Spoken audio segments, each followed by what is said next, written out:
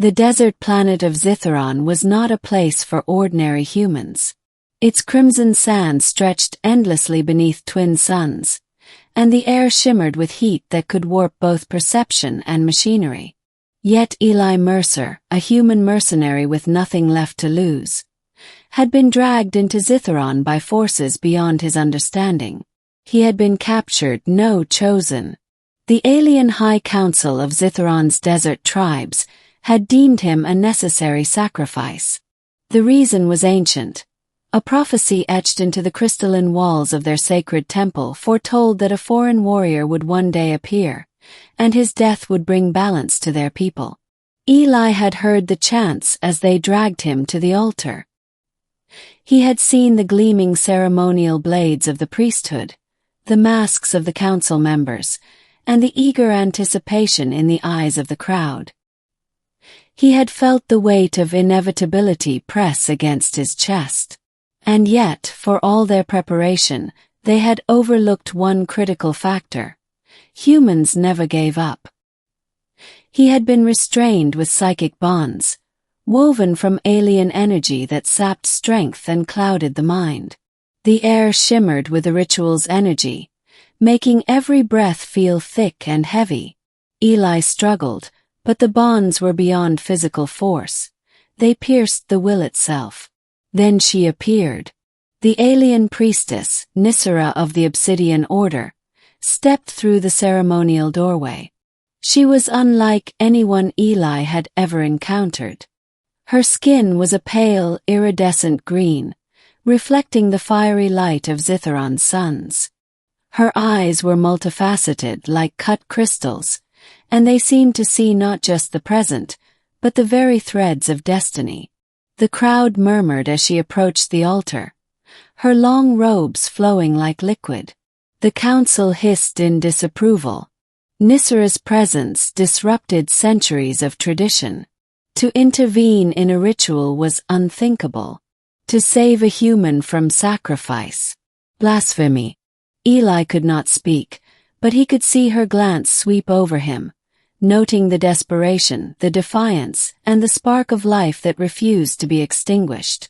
"Stop!" her voice echoed, not in sound, but in resonance, directly into the minds of every council member present.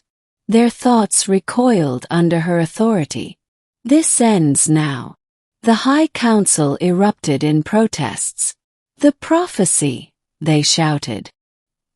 "He must die to preserve the balance." Nysera ignored them.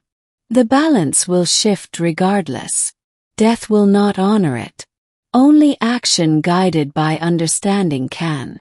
She reached out, and Eli felt a warmth, a subtle energy that unraveled the psychic chains binding him. Slowly, painfully, he could move again.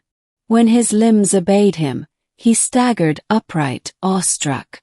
For the first time, a human, not a soldier, not a diplomat, was standing in the sacred temple of Zytheron, alive, empowered by the hand of an alien priestess who had defied tradition. The council's fury was immediate. Energy weapons flared, and the altar's power grid thrummed ominously, designed to punish those who disobeyed. But Nysera did not falter. Her hands moved in precise, sweeping gestures that redirected the energy, forming shields of crystalline psionic light around herself and Eli. "You are not the chosen to die," she told him, her voice calm yet commanding. "You are the catalyst for change." Eli blinked, trying to process the revelation. He had survived wars, ambushes, and hostile planets. He had faced pirates, mercenaries, and interstellar anomalies. But nothing compared to this. A galaxy away from everything he understood, standing in a temple where tradition itself could kill him at the blink of an eye. The council attacked as one. Energy pulses collided with Nysera's shields, sparks and waves of force rippling across the temple floor. Eli instinctively joined in, leveraging his human ingenuity. He grabbed discarded ceremonial rods, wiring them into makeshift conduits to redirect energy surges, creating small shockwaves that disrupted the Council's formations. Humans had no natural psionic abilities, no crystalline energy manipulation, no ancient connection to Zytheron's traditions. Yet humans adapted. They improvised. They survived. Eli's resourcefulness, combined with Nysera's mastery, created a synergy that neither species nor prophecy had anticipated. As the battle raged, Eli realized something profound. Humans weren't supposed to be predictable. They were audacious, stubborn, and impossible to fully anticipate. That unpredictability, that refusal to surrender, was as lethal as any weapon. In the chaos, Nysera reached out to Eli again. "There is a way to end this," she said, her mind brushing against his own.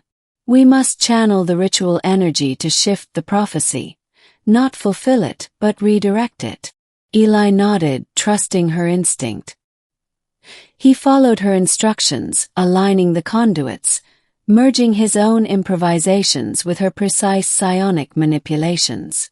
The energy in the temple coalesced into a massive sphere of light, hovering above the altar.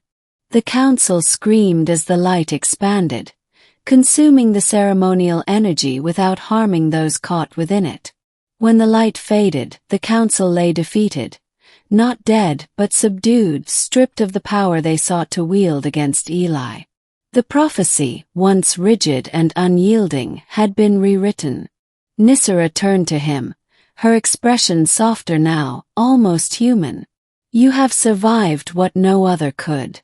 Not because of prophecy but because you refuse to accept death. That is what makes humans remarkable."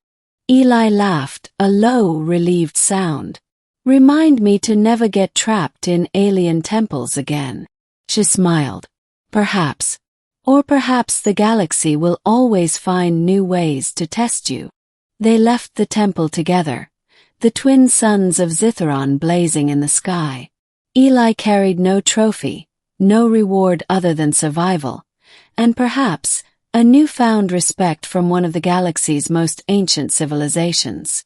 Nysera, once a rebel among her people, had chosen to honor life rather than blind tradition. Together they had changed the course of prophecy. Weeks later, the story of the human who survived the priestess's intervention spread across the fringe colonies. Traders, mercenaries, and even alien emissaries spoke of a human who had defied death not through power, but through courage and ingenuity.